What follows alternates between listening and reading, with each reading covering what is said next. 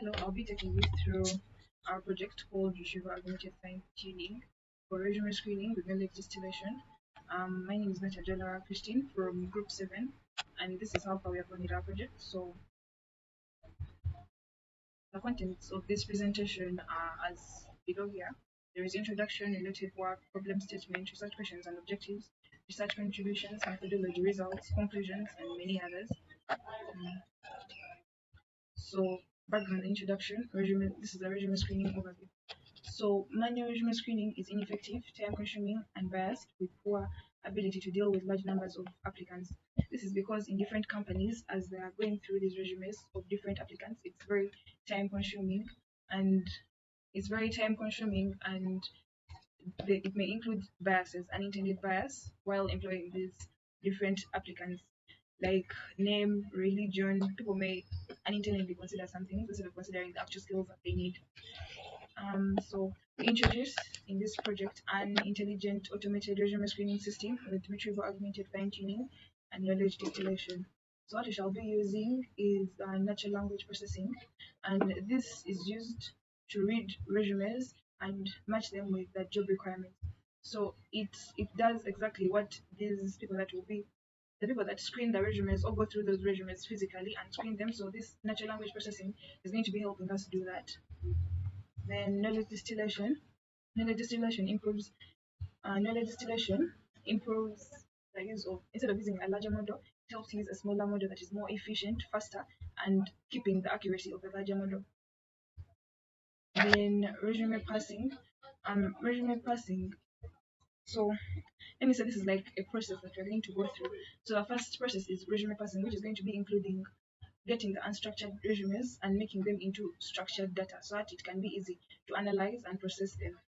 Then the next step will be feature engineering. So feature engineering enhances resume data using smart techniques like TF-IDF, word embedding, and skill analogies. So TF-IDF helps identify key important words in resumes. Then word embedding captures the meaning of these words and phrases.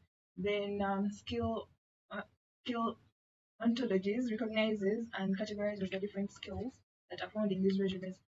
So, attention mechanisms improves ranking accuracy by 15% through feature weighting based on job descriptions. Then the recent trends. So, raft systems, these reduce screening errors by 32% using dynamic adaptations of external sources like shifting industry benchmarks and farm level criteria, then combines these vector similarity queries with transformer frameworks for real-time contextual decisions. Then knowledge distillation. Distillation is a specific task, maintains 95% of the performance while reducing size by 40%, ideal for high volume candidate processing. Then resume passing, multimodal models that combine analyzing text, layout, and visuals achieve 92.7% accuracy in identifying key resume details. Then the improvement visual layout analysis is enhanced by 27%.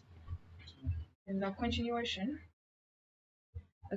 is feature engineering, sustained skill development needs across time through time aware embeddings, improving candidate success estimation by 22%. Then attention mechanisms improve ranking accuracy by 15% by attributing significance to features relative to job description. So I'll be calling on to my next presenter. Hello, sir. My name is Natajola, and I'm going to take you through some of the slides of our presentation. So, starting with the problem statement. Recruiters are faced with several problems when manually sorting through thousands of resumes to match job vacancies. Some of these problems include inefficiency and subjectivity. So, manual screening is recruiter intensive and time consuming, being prone to personal biases rather than standardized metrics. The lack of consistency may result into discriminatory hiring as qualified candidates are denied opportunities. Then, unconscious bias. Decision making is occasionally skewed by biases for factors like name, gender, or education background rather than skills and experience. So, some of the people that we make maybe interviews from, the people that we present to the resumes are biased by several factors that first of all we can't change. So this makes resume setting very difficult, and their decision making is skewed, and this makes it inefficient. Then there's another problem is keeping abreast of industrial trends. Recruiters may not be able to keep up with shifting job demands, which makes it challenging to pair the candidate with a role demanding new skills. So some of the people who are put into maybe receive the resumes are old, in that they are not going to put into consideration the latest skills that are needed for a particular job, and hence they will consider someone with low skills to do the job, and in the future it will cause problems. Then going ahead, we have developing an AI resume screening system raises several computational challenges, and some of these challenges are high dimensional text data, data imbalance, and feature redundancy. So high dimensional text data resumes consist of vast volumes of unstructured data, and therefore processing becomes computationally intensive. And for data imbalance, there are certain categories of jobs for which there are high number of resumes and model predictions are biased. So here we have some of the research questions and objectives. So some of the research questions include: what are the benefits of retrieval augmented fine-tuning for improving the accuracy of AI resume screening modules? And the second one is: in what ways does knowledge distillation make resume screening better? Then, what are the measures that can be taken to reverse biases in AI resume screening systems in the retrieval and fine-tuning stages? So some of the objectives of the research are to develop retrieval augmented fine-tuning system for resume screening, to utilize knowledge distillation techniques to reduce the computational load of the resume screening modules, to determine the efficacy of industry specific knowledge injection on candidate recommendation and relevance, then also to detect and adapt biases in the resume screening process. Then we have some of the research contributions, what our research has contributed to the environment. So the framework we developed, it enabled us to achieve module performance and relevance in the candidate evaluation. The module that we deployed lowered the computational expense of resume screening by a significant margin. The module also made candidate recommendations more contextually appropriate and relevant, and we integrated robust approaches in our module to minimize biases in the resume screening systems, and also we carried out a careful analysis of how our model is performing across different types of jobs. Thank you. Hello, good afternoon, sir. My name is Odong Emmanuel. I'm going to take you through our methodology. This flowchart here represents the high-level pipeline of our resume screening and ranking model with the retrieval augmented fine-tuning, that is RAFT, using Llama. And when you look at it, it shows how steps align with our project. And to begin with, is the start. This is the initialization of the project, where we set up the environment using the Google Colab, APIs, datasets, and vector storage options, among others. Then the second level is the retrieved data and augmented data. The retrieved data refers to the resumes and job descriptions extracted from the database and other external sources using the resume parser API. Then augmented data, this is data includes, which is additionally trained. Synthetic example, the embeddings from vector database. Then when you go to fine-tuning, these are the steps involved in applying RAFT to train the Llama model for better resume rankings. You integrate the retrieved knowledge into the model and adjust its weights accordingly. That is all about fine-tuning. You go ahead on the next model, that is feature engineering. On feature engineering, that's extracting and transforming relevant resume attributes such as the skills, the experiences, education levels, and job fit scores before feeding them into the model. Then you look at the model selection. With model selection, it is choosing the best approach, such as using the Llama fine-tuned for classification or ranking resumes based on the semantic similarities with job descriptions. That is it about selection. Then you go to model training. In model training, it's basically training the model fast and structured resume data while incorporating the augmented techniques to improve the generalization. That is it with the model training. Looking at model evaluation, that is assessing the model's performance using accuracy, precision, mentioned by a few things.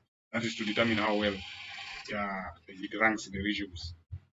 Then on the deployment, that is deploying the model via a Streamlit web app and integrating it into a Django backend. That is Python for real world use. Then they look at monitoring and maintenance. That is tracking model performance, handling user feedback, and updating the model periodically to improve the results. That is all about monitoring and maintenance. So the flow chart, this flow actually aligns with the roadmap, covering the model trainings, evaluation, deployments, and maintenance, to mention but a few. So going on, allow me to take you through the output or the expected results from our methodology. So the results are shown in the figures, tables, and the graphs, as you may see. So this is a distributed distribution of region lengths with model, and you see the count, the axis of the counts against the word count. That is it. That level talks about the mod, and the mod has about 301 words, basically. So the higher the count, that is the higher the level of counts. That determines the word count as well. So figure 2 is all about distribution operation. Word counts a category. So you look at the category and how it is distributed. The axis of the category, for example, the human resource category. You look at its level. Then the other one is about the skills per region, the mean and standard deviation. That is what is shown there. The flow, how the counts deviates from the number of skills. Then you look at this the pie chart. That is the distribution of the categories according to percentages. Take for example the arts takes 3.74% and others, as you will see there. Then this is the most common words in the region. So the color in the words, the most keywords. You see the keywords are, as you may see, its color depends on how many times the words have been used in the regions. Then you come to the heat map. The color actually dominates the number of ways it has been used. You go on this graph of region diversity by job categories. So the higher the region diversity depends on the category. Example, the human resource, you see the level of its diversity. Then this one, the keyword co-occurrence network in regions. That is the connectivity, how each keyword connects with the other. Then this one is the most common universities mentioned in the regions. Since our database relies on the universities of the US. So you look at that graph, it shows the common universities in the US, basically. This one shows the soft skills distribution across the regions. Looking at the skills and how they are actually mentioned is shown also in the axis, as you see the graph, and that is basically all about the output. The keywords important, this one I've talked about it. That is it basically. My name is Katende Aman, and I'll be taking you through the presentation. So here, the visualizations that we have are just outputs of from EDA, as my previous speakers talked about. So here we are looking at the different statistical measures within our dataset, particularly average length of the resume, standard deviation, and then mean. So these distributions help us know how the different categories have how the different resumes are distributed in the different categories, such that we get a better understanding of our dataset. So the limitations and conclusions. So the limitations to our projects, we found a potential bias where the model lands in favor of particular resume design and then makes biased predictions. Then computation cost, where running these models and deployment required a number of resources, like huge resources, the GPUs. So you had to either use resources from Colab or Cargo. Then generalization across industries, where different resumes of different industries written in a particular way. You find a resume for a doctor being formatted different from that of an engineer. So the model find issues with classifying those resumes altogether. Then another limitation was the variations in the passing formats. You find a resume written in LaTeX, you find a resume written in PDF, you find a resume written in a Word document. So all that can cause different variations in the passing. So the conclusion, we've successfully implemented the retrieval augmented fine-tuning with knowledge distillation, which is improving the accuracy of this model. How? In that it has the best knowledge, but then it has context for knowledge from an external source, such that when you give it resumes, it does not only rank depending on what it knows, but depending on the current trends in resume design and resume. The future plans, we intend to enhance resume parsing, optimize the model and the databases to include vector and relation database. Vector is just data that is numerical, and then relation is relational database, data that is text.